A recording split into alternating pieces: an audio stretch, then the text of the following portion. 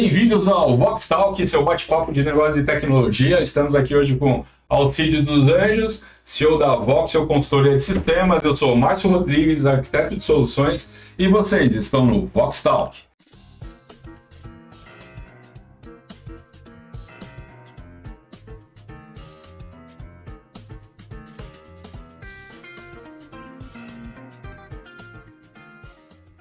Bom, galera, estamos aqui mais uma vez aqui no nosso Vox Talk, final de 2025, né? E como não seria diferente, todo ano a gente faz aqui o que a gente chama da retrospectiva do ano, né? E como a gente veio aqui hoje para falar das diversas coisas que bombaram em 2025 aí sobre tecnologia, eu tô aqui com o Alcides, a gente vai falar aqui um pouquinho de IA, vamos falar um pouquinho aí, né, de mercado de tecnologia, vamos falar espaço, gadgets, vamos falar também, né, das grandes preocupações aí para 2026. E aí eu queria começar, Sidão, vamos falar aí um pouquinho, né, inteligência artificial esse ano foi um mote, né, geral aí de mercado. A gente sabe que todo mundo aí estava falando sobre inteligência artificial, sobre IA, e uma coisa que eu queria lembrar, né, você vê como mudou muito, né, em 2024 o pessoal estava usando aí a IA basicamente aí, né, para conversar com ela, interagir aí, utilizar muito a questão linguística aí da inteligência artificial. E esse ano a gente percebeu que foi o ano dos agentes, né, Sidão? Exatamente. Quem não ouviu falar de IA? Todo lugar que a gente vai é IA. E hoje, muitas vezes, o pessoal troca, né? O machine learning virou IA. Qualquer coisa está virando IA. Qualquer otimização está virando IA. Por quê? Porque é a palavra da moda. Sim, ou você está com IA ou você está fora. Tá? E como você bem colocou aí, até pouco tempo atrás, o IA era para responder pergunta. Exatamente. Qual o melhor pico, qual o melhor não sei o que lá, e ele tem uma resposta. Agora não, você de fato usa o IA, usa os agentes, né? Não é mais o IA. É o agente para te ajudar a fazer um recorte de um vídeo, a fazer uma criação de um vídeo, a conseguir explorar informações na internet e montar para você um folder, um clipe das melhores informações que aconteceram durante a semana. Então, saiu um pouco da pergunta, né, e foi para a execução. Exatamente, né? Isso que você falou, Sidão, é muito pertinente, né? Porque hoje a gente tem que pensar o seguinte, né? Os agentes de IA, eles estão efetivamente aí dominando o mercado.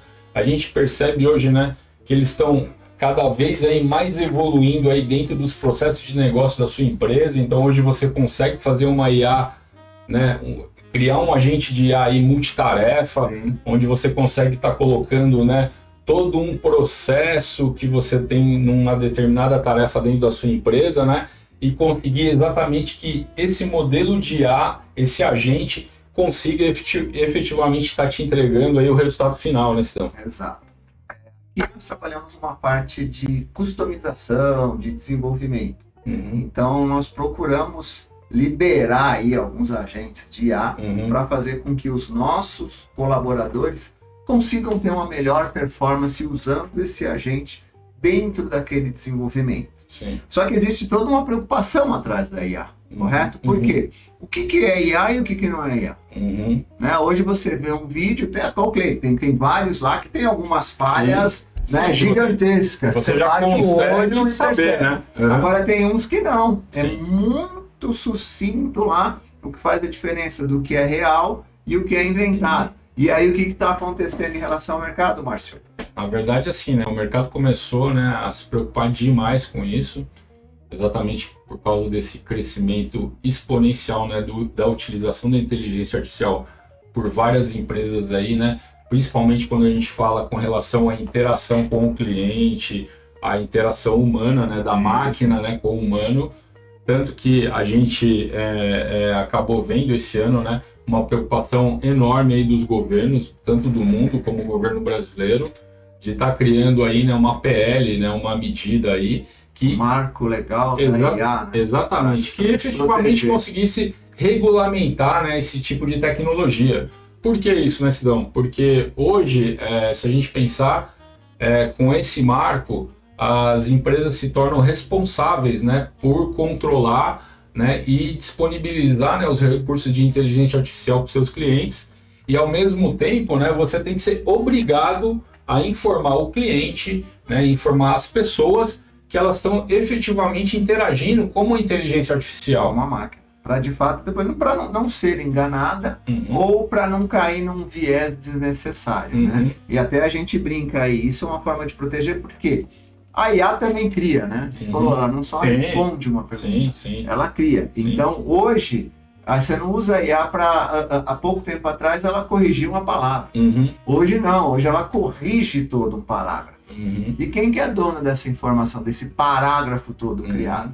É a empresa que está por trás ou é a IA que gerou isso? Exatamente. Então tem que ter aí toda uma proteção de quem está lidando com isso. E a gente, pelo menos particularmente falando de Brasil, né, como a gente teve, né, toda aquela história de fake news, né, de situações que aconteceram aqui nos últimos anos, né? A última eleição. Na última eleição. Que é verdadeiro, Então, era óbvio aí, né, que o governo, né, realmente estaria preocupado aí em tentar, de uma certa forma, se cercar com relação a isso, porque a gente sabe que 2026, né, é ano de eleição aqui no Brasil, e a gente sabe que todo mundo está preocupado se efetivamente toda a informação que a gente está recebendo via internet, que cada vez mais vai ser de uma forma muito mais massiva, muito mais dinâmica, né, através de qualquer tipo de meio eletrônico de tecnologia, a gente entende que essa é uma preocupação real, né, Sidão? Exato. Para fechar esse assunto de IA, que a gente já conversou bastante,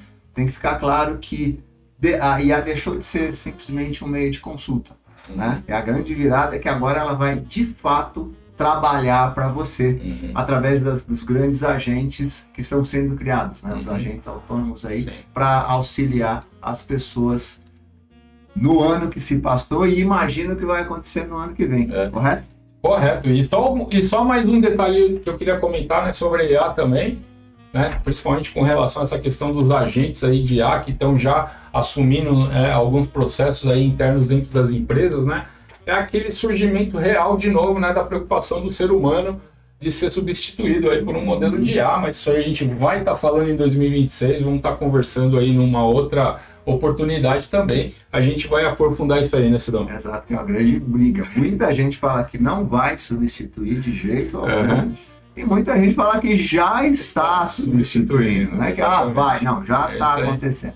Mas legal, o segundo ponto que eu gostaria de provocar um pouquinho o meu amigo Márcio aqui, é a questão dos hardwares e gadgets. O que aconteceu aí de grande relevância em 2025, Márcio? Conta um pouquinho para nós aí. Bom, galera, para falar um pouquinho aqui, né, a gente sabe que o Voxtalk aqui é um canal extremamente voltado aí para negócios, tecnologia, né, área corporativa, mas, pô, não porque é dessa forma que a gente não vai deixar de falar aí um pouquinho de novidades do mercado de tecnologia, novidades aí para o pessoal que adora games aí, videogames, realidade virtual. Esse rapaz adora de games. Adoro mesmo, não tem jeito. E, né, mercado de realidade virtual, celulares, aí são coisas que realmente tiveram um avanço significativo esse ano.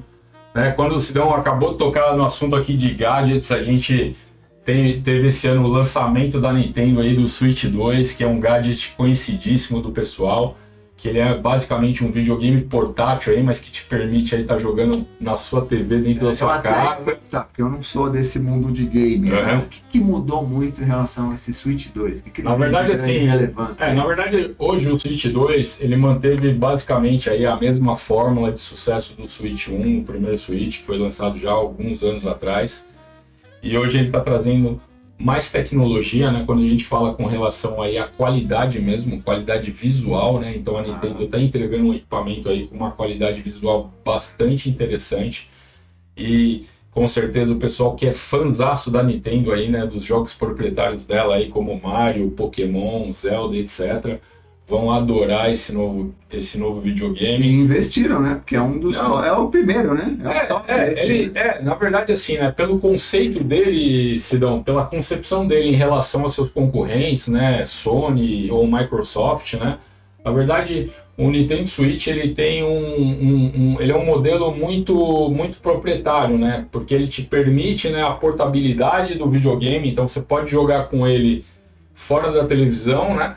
porque ele funciona basicamente aí como um portátil, mas ao mesmo tempo você consegue colocar ele ligado numa TV e tá jogando ali em 4K, numa altíssima resolução. Então o pessoal ficou muito empolgado esse ano, tanto que foi o gadget que mais vendeu, né, nesse segmento esse ano, né? Dele, mais vendido. Foi uma relevância muito grande de mercado. Aí voltando um pouquinho, né, estão falando um pouquinho agora do mercado de celulares também, que a galera tá bastante inteirada aí, Tem né? um rio de dinheiro nessa área. Eles investem muito. E a briga Samsung, iPhone e Apple, né?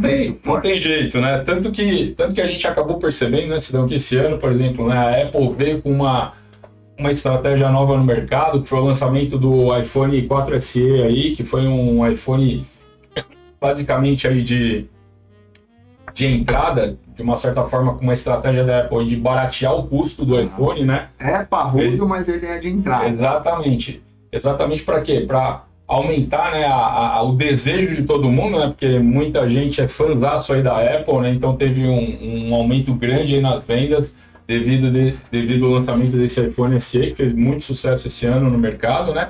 Mas assim, não foi porque ela quis, não. A concorrência estava acirrada, ela viu que estava perdendo o mercado da Samsung, que estava com linha boa também, sim, a preço mais acessível.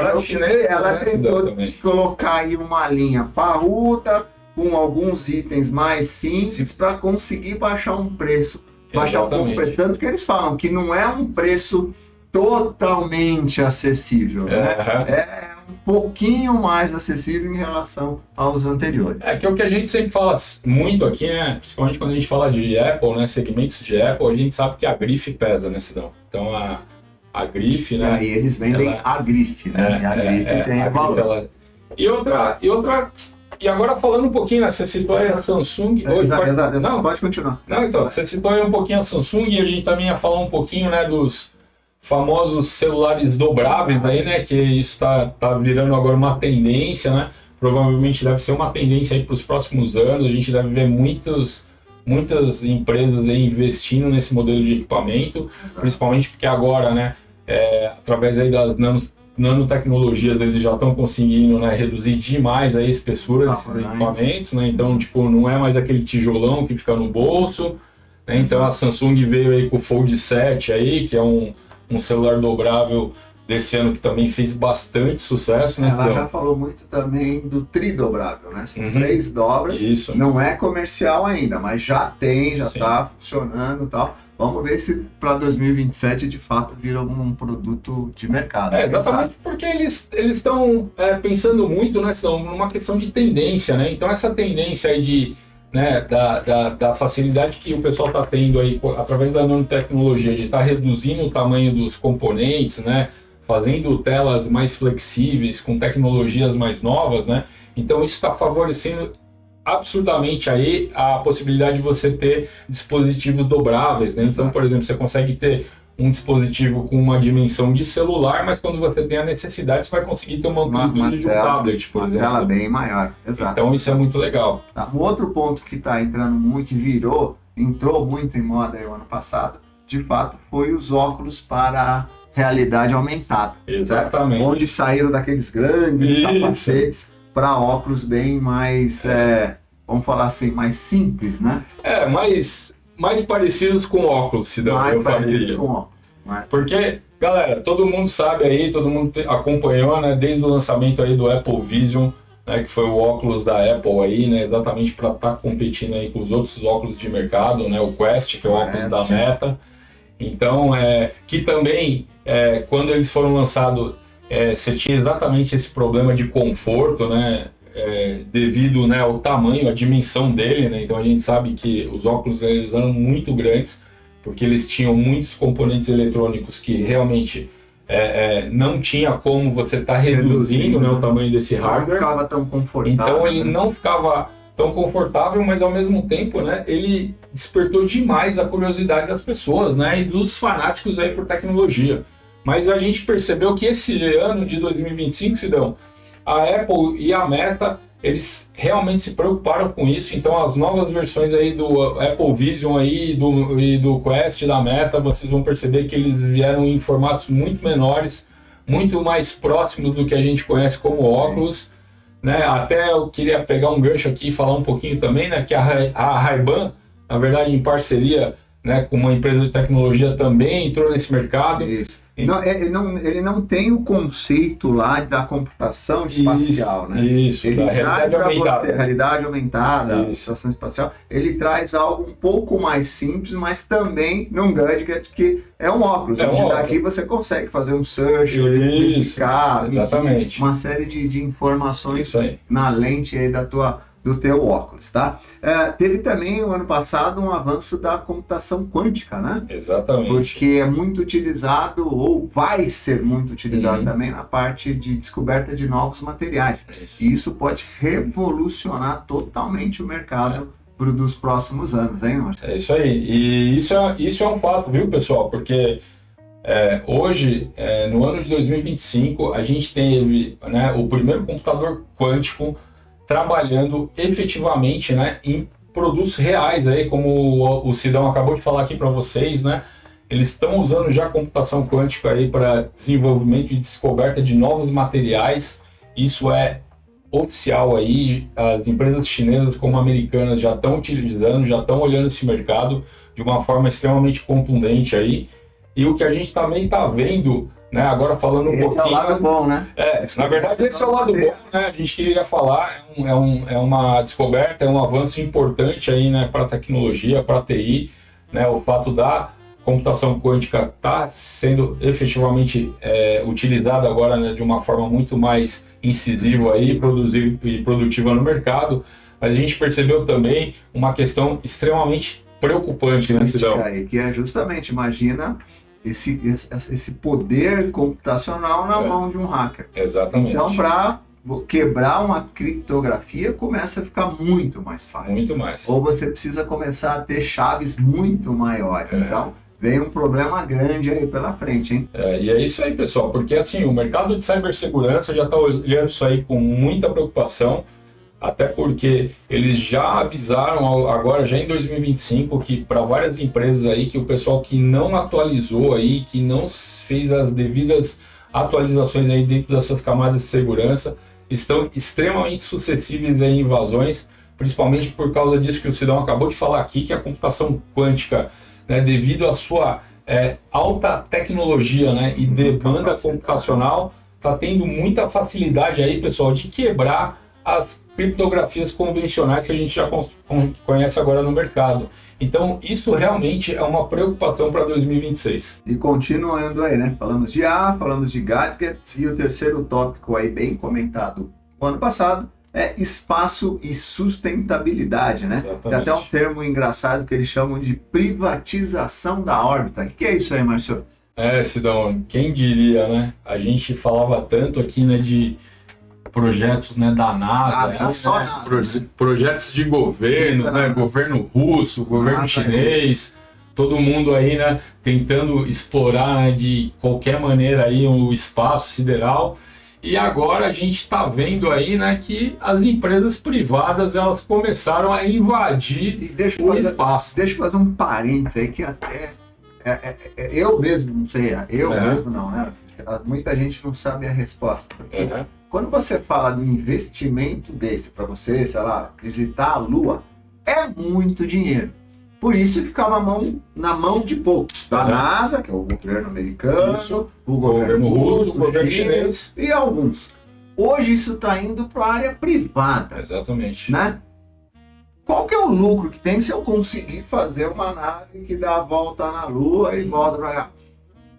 Não é algo de mercado, não é o que eu vou sair vendendo, né? não é o que eu vou colocar na internet, todo mundo vai acessar, né? Então, olha o que está acontecendo. Eu estou pensando na cabeça das pessoas. Eu vou entrar, privado, né? Capital privado, vou entrar numa área que teoricamente vai ser muito difícil vender. Eu sei lá, SpaceX tá vendendo, volta à Terra, $500 mil para passar 3 minutos, mas é algo assim, não é tão palpável, né? Exatamente. Porque a gente está percebendo, né, que as empresas privadas já estão começando a olhar exatamente nesse investimento, né, no desenvolvimento espacial, principalmente porque, com certeza, né, em alguns anos aí a gente já deve ter muitas novidades aí, né, no mundo tecnológico, e o pessoal sabe que a exploração espacial é uma situação que ela vai possibilitar as empresas aí que tiveram uma estratégia aí de mercado para estar utilizando isso, né, com certeza vai trazer grandes avanços, né, principalmente quando a gente fala de tecnologia, né. A gente está vendo aí empresas como a Valve, que é uma empresa privada aí, que ela vai começar, né, na verdade começar não, ela já começou, né, ela colocou já o primeiro módulo da sua estação espacial ao redor da Terra, né. Então tá todo mundo já falando assim, poxa, qual que vai ser o fim, né, da Estação Espacial Internacional, né, que hoje ela que é uma estação totalmente comunizada, né, entre os países aí, Estados Unidos, né, Rússia, vai ter a comum, né, e cada um vai ter a sua. A parte secreta vai ficar... Exatamente, né, e a gente percebe aí que, por exemplo, empresas como a Valve, elas já estão começando a se preocupar com isso, né, já estão colocando sua estação espacial lá no espaço, em órbita da Terra. E como não devia ser diferente, né? Você vê que também a SpaceX é uma empresa também que está fortemente olhando para esse mercado, né? Tanto que você vê, né, que eles já conseguiram... Eu diria que eles estão criando um mercado. Então... Não tinha o mercado de volta à Lua, não tinha esse mercado. O mercado de dar volta na Terra, não tinha esse mercado. Então estão criando o mercado. Então, mas voltando a falar um pouquinho, SpaceX, né? Você vê que eles já estão preocupados, né, em reduzir o custo de envio, né? A América é quilo, né, no espaço, né? Quanto custa colocar quanto custa você levar toneladas de equipamento para o espaço? Então a SpaceX, na verdade, já está começando a estudar isso, né? E está conseguindo reduzir efetivamente esse custo, que consequentemente vai virar em quê? Né? Mais missões, né, espaciais aí, provavelmente aí no ano de 2026. Exato. Indo para o mundo aí da sustentabilidade, né, a pegada de carbono, como é que isso aí tá, Marcião? O que você fala disso? Cara, a gente sabe que tem a Green Tech aí, né, que é uma iniciativa aí exatamente falando um pouquinho de pegada de carbono. Por que isso, né, pessoal? A gente falou aqui, logo no comecinho aqui do nosso Vox Talk, né, da nossa retrospectiva aqui, a gente falou que esse ano foi um ano muito forte aí da inteligência artificial e, consequentemente, por causa disso, a gente sabe que teve um crescimento exponencial de data centers pelo mundo, porque infelizmente é o seguinte, né, quando a gente fala de IA, a gente sabe que demanda muito processamento, demanda muita energia. Né? Então isso já é uma preocupação. É um ano que a gente já vem falando bastante da questão de pegada de carbono e aí as empresas que na verdade estão investindo em inteligência artificial já estão começando a se preocupar com o quê? Eficiência energética, né, Sidão? Na verdade fala que é a tromba no rabo do elefante. Né? Todo mundo quer ter sustentabilidade, preocupar com ESG, correto. Só que como nós falamos no ano passado, o ano da IA. Acho que a área que recebeu caminhão, digamos que trilhões, é a área de IA. Até hoje as empresas só falam capital aberto aí, recebendo muito dinheiro para investir em IA. Quando você investe em IA, o que você precisa? Data center. No momento que você criou data center, você precisa de eletricidade. Isso. No momento que você está aumentando a necessidade de eletricidade, você está indo contra o ESG. Isso. Então, quanto mais você investe hoje na IA, menos você está sendo, entre aspas, sustentável. E aí é que veio o mote, né? Então, hoje o pessoal está pegando a IA e não apenas está utilizando ela para criar novos produtos, novas matérias, mas sim também usando a IA para tentar colocá-la de uma forma de como que eu uso a IA para ter uma economia de eletricidade. Exatamente. Né? Então, ela é a grande vilã e, por outro lado, estão tentando usá-la como uma forma de trazer nova inteligência e fazer com que ela mesma reduza o consumo de eletricidade dela. Isso é lógico, né? Porque, na verdade, uma coisa está totalmente envolvida pela outra, né, Sidão? Porque a partir do momento que a gente está usando IA, né, para desenvolver várias coisas hoje, a gente entende que ela também pode ajudar exatamente ela mesma. Porque se a gente pensar, a IA depende, né, dos data centers, depende de energia, muita energia, então essa questão da eficiência energética é uma preocupação, né, de todo mundo que está injetando muita grana dentro do mercado de IA. Isso está acontecendo muito. Eu queria falar aqui, pessoal, uma curiosidade para vocês, tá? Os chineses esse ano, eles acabaram de inaugurar, né, o primeiro data center submerso do mundo, tá? Então, um data center embaixo da água. Então, exatamente para quê, né? Para tentar realmente mitigar essa questão, né, Sidão? Porque a partir do momento que você tem um data center, né, submerso, você consegue se aproveitar da própria água do mar para fazer a refrigeração dos seus servidores, né? Exato. Mas, na verdade, parece que os americanos tentaram e não conseguiram. Tentaram. Na verdade, os americanos eles tiveram uma tentativa e eles, infelizmente, ainda não conseguiram colocar o deles.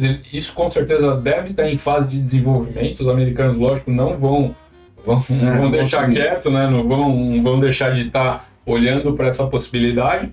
Mas os chineses, por incrível que pareça, já conseguiram sair na frente, já colocaram o seu primeiro data center debaixo do mar. E a gente entende que isso aí é só uma questão de início, né? Começo. Então tem que pensar muito bem hoje que é justamente a IA passou a ser uma ferramenta essencial para a utilização da eficiência energética, né? Algo bem interessante. E aí, Marcelo, para a gente fechar aí, eu acho que a gente parou de brincar, né, com tecnologia. A gente, de fato, começou a depender seriamente dela, né? Até outro dia eu estava vendo um filme, que é a regravação do Guerra dos Mundos. Sim. Onde era a visão tecnológica. Então é uma pessoa sentada num painel e naquele painel ele conseguia ver tudo que estava acontecendo com os robôs atacando o mundo e ele se conectava com a geladeira, com a televisão, com os computadores, com as portas, com o metrô. E não tem jeito, isso é uma tendência hoje, né? O uso de IA para todo lado, drone, gadget que ele colocava e conseguia fazer a movimentação. Então, não tem volta. É isso aí, pessoal. A gente sabe que, né, tudo que a gente falou hoje aqui na nossa retrospectiva aqui do Voxtalk, né, de 2025, a gente acabou mostrando aí para vocês um pouquinho aí o que é inteligência artificial, né, como que isso está avançando exponencialmente aí dentro do mercado, né? A gente falou um pouquinho aqui dos gadgets, né, dos equipamentos, das tecnologias, dos data centers, né, da preocupação aí com a sustentabilidade, né, com tudo que está acontecendo aqui dentro do nosso entorno, né, com a exploração espacial, que é uma coisa também que a gente nunca ia imaginar, né, Sidão, que ia ter uma guerra, né, uma correria para ter esse mercado, né, do lado privado, né, do lado público a gente já sabia. É isso, exatamente. Então é uma coisa realmente incrível. Então, pessoal, eu queria agradecer vocês por mais um ano aqui com a gente, com o pessoal do Voxtalk aí. 2025 já foi, vamos começar em 2026 com tudo. Pedir para vocês aqui, ó, continuem aqui seguindo o nosso canal aqui, se inscrevam, tá? Ativem aí as notificações, dê um like aqui no nosso vídeo aqui do Voxtalk de 2025, da nossa retrospectiva aqui. E aí, até o próximo Voxtalk.